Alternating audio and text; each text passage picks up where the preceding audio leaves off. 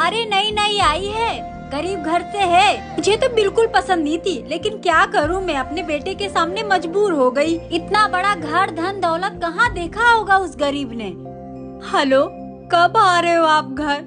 मुझे यहाँ पे अकेले कुछ अच्छा नहीं लग रहा है। क्यों, क्या हुआ? तुम इतने परेशान क्यों लग रही हो? माँ जी जब देखो तब मुझे खड़ी खोटी सुनाती रहती है, किसी के सामने कुछ भी बोल देती है वो। मैं माँ से बात करता हूँ। क्या करूँ मैं, मुझे कुछ समझ में नहीं आ रहा है। आप प्लीज जल्दी घर आ जाओ। किससे चुगली कर रही है? करम जली कर मुही, जा जाकर घर का काम कर। पता नहीं कहाँ से मेरे मत्थे पड़ गई, मेरे बेटे की पूरी जिंदगी खराब कर दी तूने। माँ जी क्या मतलब है आपके इतनी दौलत शोहरत का, जब मुझे यहाँ इतनी गरीबी ही सहनी पड़ती है तो? माँ जी माना मैंने कि मैं गरीब हूँ, मेरे माँ बाप गरीब हैं, लेकिन माँ जी मेरे माँ बाप के घर पे मुझे इज्जत तो मिलती थी ना। बहू क्या हुआ तुझे? ये सुबह सुबह इतना गंगा जमुना क्यों बहा रही है? माँ जी ये सुबह ही सुबह मुझ पे चिल्लाते रहते हैं, मेरी गलती नहीं भी होती फिर भी मुझे डांटते हैं। गलती है तेरी, और तेरी ही गलती है।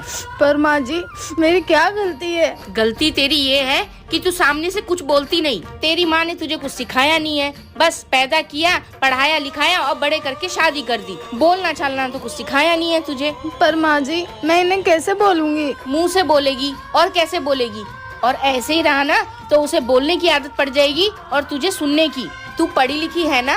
हाँ जी माँ जी। क्या मतलब तेरा इतना पढ़ा लिखा होने का?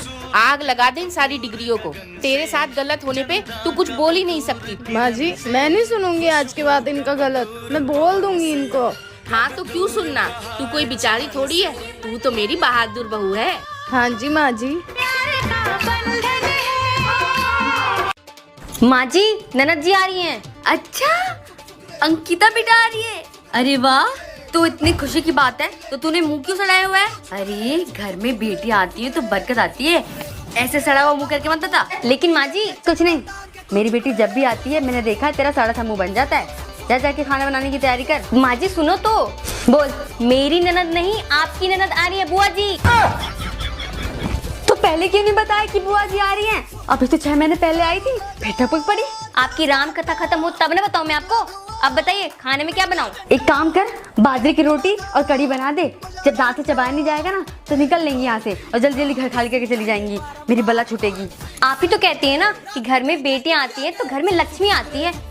अरे उनके आने से तो हमारे घर की बरकत और खुशियाँ चली जाएंगी। आपकी ननद आएगी तो बरकत चली जाएगी और मेरी ननद आएगी तो बरकत आ जाएगी। जेठानी जी। हाँ देवरानी जी। जेठानी जी वो मैं आपसे ये पूछने आई थी कि इनके फोन में बार बार किसी का कॉल आ रहा है, किसी का मैसेज आ रहा है, तो क्या आप मुझे पढ़कर बता देंगे इसमें क्या लिखा है? आपके देवर जी नहाने गए हैं।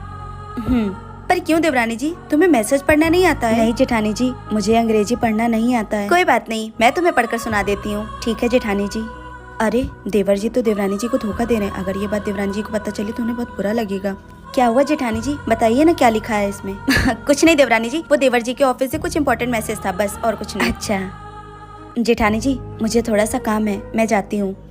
देवरानी जी प्लीज मेरी बात का बुरा मत मानना। क्या हुआ अगर तुम अपने मायके में नहीं पढ़ पाई, पर तुम यहाँ कोशिश करो, देवर जी से 1 घंटे रोज टाइम निकाल कर पढ़ लिया करो। अगर देवर जी नहीं पढ़ाते तो मैं तुम्हें पढ़ा दूंगी। देखो जिंदगी में काम के साथ साथ पढ़ाई भी जरूरी है। देवरानी जी अगर तुम पढ़ लोगी तो ऐसी छोटी छोटी चीजों के लिए तुम्हें दूसरों के पास नहीं जाना पड़ेगा। जी जेठानी जी। ठीक है जाओ तुम जाकर अपना काम कर लो। जेठानी की बातों से